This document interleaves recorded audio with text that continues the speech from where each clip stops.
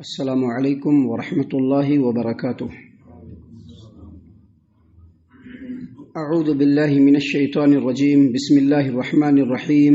وإلی مدین اخاہم شعیبا قال یا قوم اعبدوا اللہ ما لکم من الہ غیرہ ولا تنقصوا المکیال والمیزان انی اراکم بخیر وانی اخاف علیکم عذاب یوم محیط۔ وَيَا قَوْمِ أَوْفُوا الْمِكْيَالَ وَالْمِيزَانَ بِالْقِسْطِ وَلَا تَبْخَسُوا النَّاسَ أَشْيَاءَهُمْ وَلَا تَعْثَوْا فِي الْأَرْضِ مُفْسِدِينَ بَقِيَّةُ اللَّهِ خَيْرٌ لَكُمْ إِن كُنتُم مُّؤْمِنِينَ وَمَا أَنَا عَلَيْكُمْ بِحَفِيظٍ۔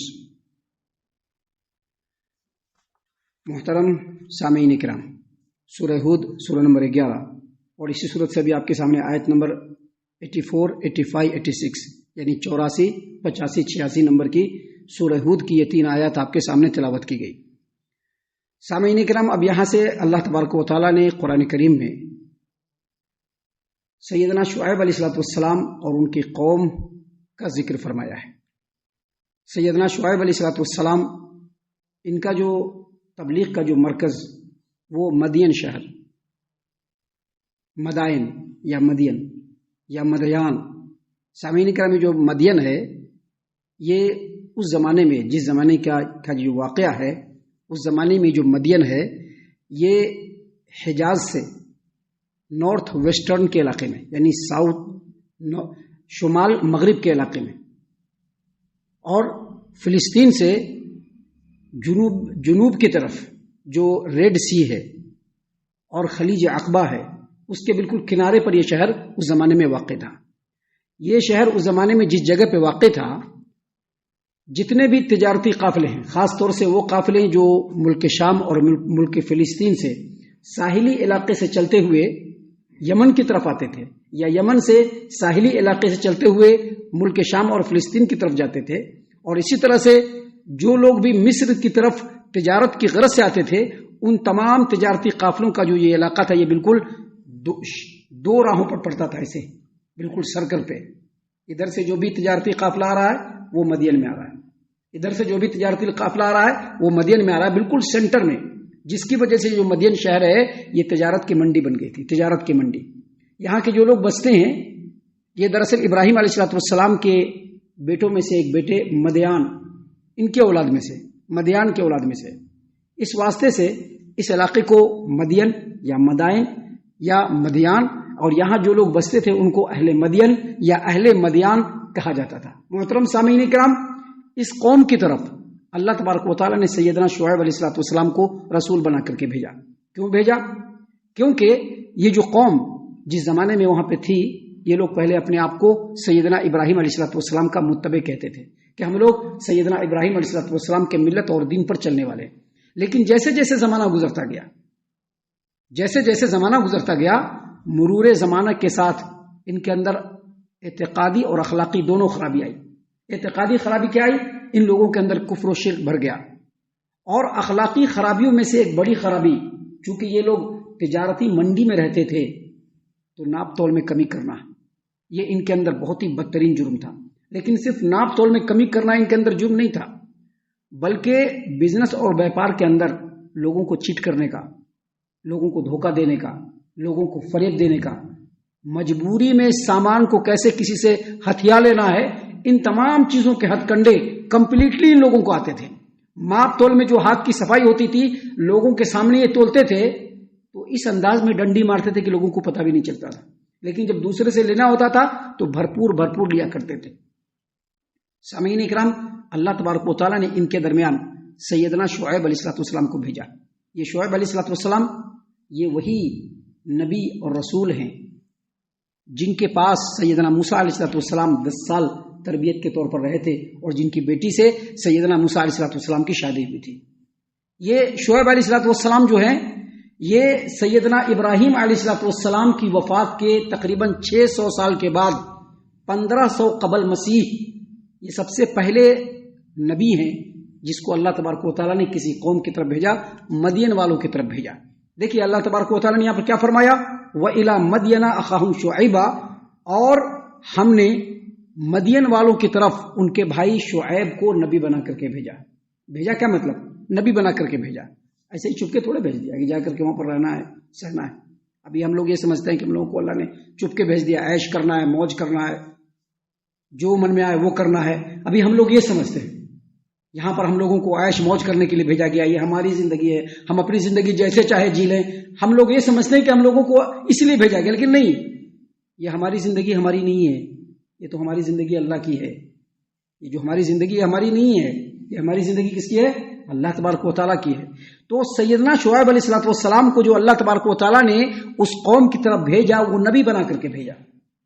جب قوم کے اندر آئے تو قوم کی بیماریوں کو دیکھا، وہاں پر تھے پہلے سے موجود، اللہ نے نبی بنایا، وہیں پر دیکھا قوم کے اندر کیا کیا بیماری ہے، کیا کیا پریشانی ہے. تو یاد رکھیے، شرک ایک ایسی بیماری ہے جو تقریباً تمام قوموں کے اندر پائی جاتی ہے، اور اس قوم کے اندر تو خاص طور سے پائی جاتی ہے جس قوم کی طرف اللہ تبارک و تعالیٰ نے رسول بنا کر کے کسی کو بھیجا. کیونکہ یہ جو شرک ہے یہ اتنا بدترین جرم ہے کہ بہت جلدی لوگوں کو کفر کر لیتا ہے. اور یہ شرک، اس کو تمام برائیوں کی جڑ کہا جا سکتا ہے، کیونکہ اس شرک سے ہی اس روئے زمین پر اخلاقی، سماجی اور معاشرتی بیماری پھیلتی ہے. آپ دیکھیے، جہاں پر شرک ہوگا وہاں پر ہر کام ہوگا، بے حیائی بھی ہوگی، فحاشی بھی ہوگی، خود غرضی بھی ہوگی، حرام مال کو کمانا بھی ہوگا. کیونکہ لوگ شرک میں مبتلا ہیں، ان کو بس اتنا پتا ہے کہ زندگی گزارنا ہے، 4 ٹھونگ اللہ کے سامنے مار لینا ہے، اور اس کے بعد جو چاہے کر لو کر لو. تو شرک جس طرح سے قبض پیٹ کے اندر ہوتا ہے تمام بیماریوں کی جڑ، ویسے ہی شرک تمام بیماریوں کی جڑ. سیدنا شعیب علیہ السلام جب اپنی قوم کے اندر آئے تو تمام نبیوں کی طرح سے پہلے لوگوں کو شرک سے بیزار کرنے کی کوشش کی اور توحید کی دعوت دی. کیونکہ جب توحید کسی قوم کے اندر آتا ہے نا تو تقوی آتا ہے. یاد رکھیے، کوئی آدمی اپنے آپ کو کتنا بڑا اہل حدیث کیوں نہ کہے کہ ہم یہاں پر ہاتھ باندھتے ہیں، ہم ایسے رفع دین کرتے ہیں، اگر اس کے اندر تقوی نہیں ہے نا، سمجھ لیجیے کہ وہ توحید پر نہیں ہے. تقوی نہیں ہے تو توحید پر نہیں ہے، خالی توحید پر رہنے کا ایک جو ہے فارمیلٹی وہ نبھا رہا ہے. اگر توحید ہوگا تو تقوی ہوگا، اللہ تبارک و تعالیٰ سے تعلق جو ہے وہ مضبوط ہوگا. اگر توحید نہیں ہوگا تو تقوی نہیں ہوگا. اسی لیے تمام انبیاء جب آئے تو سب سے پہلے لوگوں کو توحید کی دعوت دی اور شرک سے دور رہنے کے لیے دعوت دیا. تو ایسے ہی سیدنا شعیب علیہ السلام نے اپنی قوم کے لوگوں کو کہا، اللہ نے فرمایا وَإِلَىٰ مَدْيَنَ أَخَاهُمْ شُعَيْبًا، ہم نے مدین کی طرف ان کے بھائی شعیب علیہ السلام کو بھیجا. قال، تو انہوں نے اپنے قوم میں آ کر کے کہا، یا قوم اعبدوا اللہ ما لکم من الہ غیرہ، اے میرے قوم کے لوگوں اللہ تبارک و تعالیٰ کی عبادت کرو، کیونکہ اللہ تبارک و تعالیٰ کے علاوہ تمہارے لیے اور دنیا میں سبھی کے لیے کوئی بھی عبادت کے لائق نہیں ہے. تمہارا اگر کوئی سچا معبود ہے تو صرف اللہ تبارک و تعالیٰ ہے. توحید کی دعوت دی.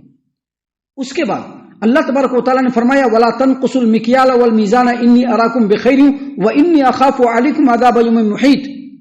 شعیب علیہ السلام نے اپنی قوم کو کہا کہ دیکھو، ماپ تول میں کمی مت کرو. جو تم لوگ کاروبار کرتے ہو، تجارت کرتے ہو، تو ماپ تول میں کمی مت کرو، ماپ تول میں کمی مت کرو. انی اراکم بخیر، میں تم لوگوں کو خوشحال دیکھ رہا ہوں. وانی اخاف علیکم عذاب یوم محیط، اور مجھ کو ڈر ہے کہ تم پر ایسا عذاب آ جائے گا جو تم کو چاروں طرف سے گھیر لے گا. لہذا جو کاروبار کرتے ہو اس میں ماپ تول میں کمی مت کرو، ڈنڈی مت مارو. محترم سامعین کرام، آگے مزید سیدنا شعیب علیہ السلام نے کہا، اللہ نے فرمایا وَيَا قَوْمِ أَوْفُوا الْمِكْيَالَ وَالْمِيزَانَ بِالْقِسْطِ، اور اے میری قوم کے لوگوں انصاف کے ساتھ ماپ تول جو کرو تو بالکل انصاف کے ساتھ کرو. اگر کسی کو دو تو پورا پورا دو، اور اگر کسی سے لو تو بھی پورا پورا لو. نہ دینے میں کمی کرو، نہ لینے میں کمی کرو.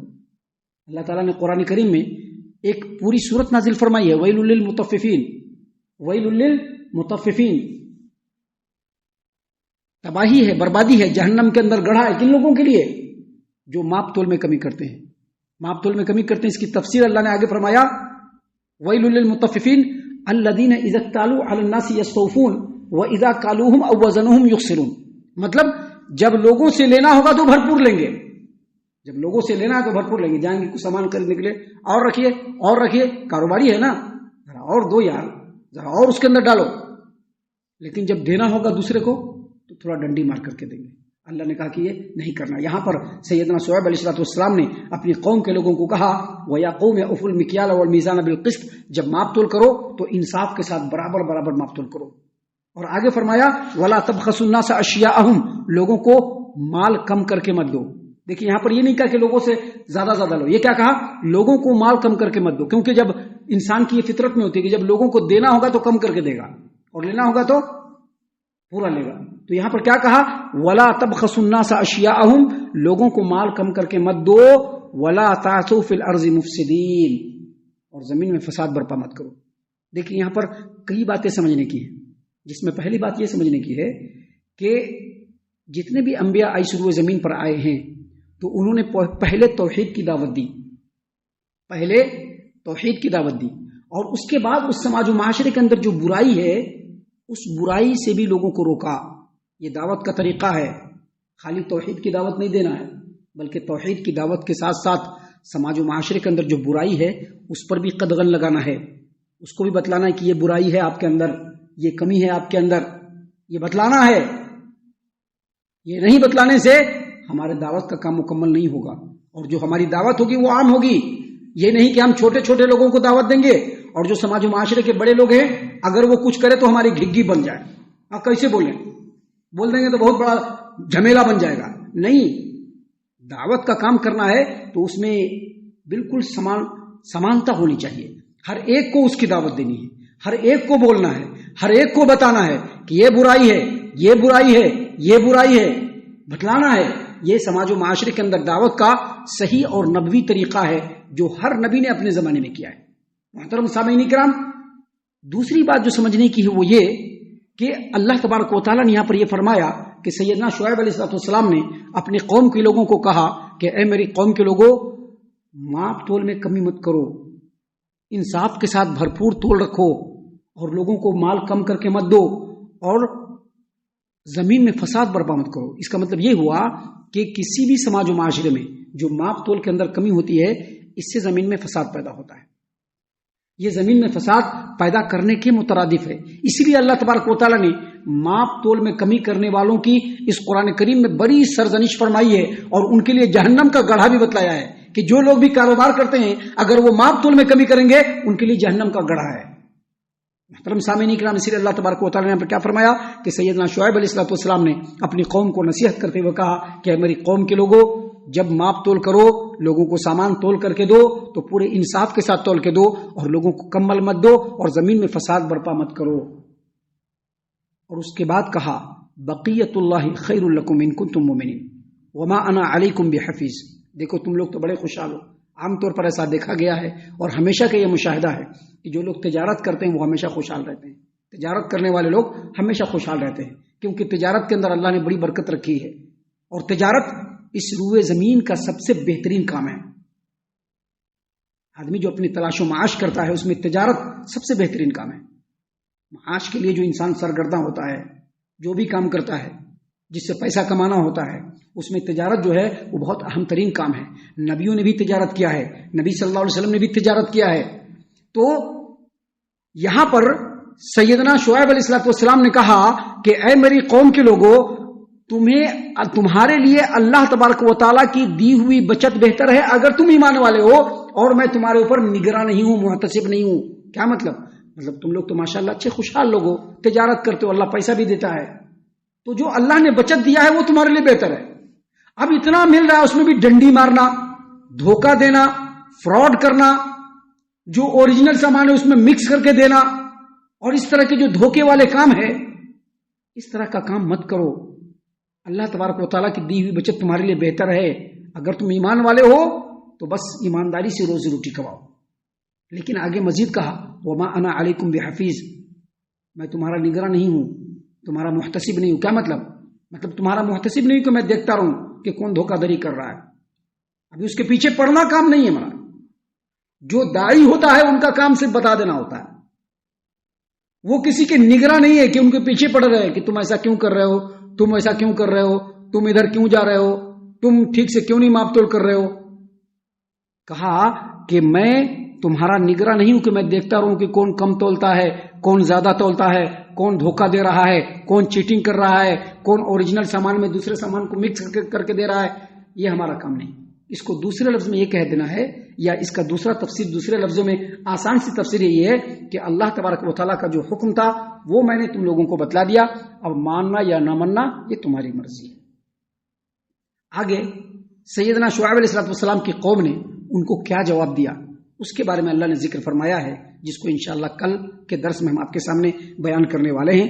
ہم اللہ سے دعا کرتے ہیں کہ اللہ تعالی ہم تمام کو ان تمام باتوں کے اوپر غور و فکر اور تدبر کرنے کے ساتھ ساتھ ان باتوں کے اوپر عمل کرنے کی بھی توفیق عنایت فرمائے، آمین۔ اللہ تعالی ہم تمام کو صحیح معنوں میں پکا سچا مومن مسلمان بنائے، اللہ اور اس کے رسول صلی اللہ علیہ وسلم کی اطاعت و فرما برداری کرنے والا بنائے، صحابہ کرام رضی اللہ عنہم کے طریقے پر چلنے والا بنائے، جنت الفردوس میں جگہ عطا فرمائے۔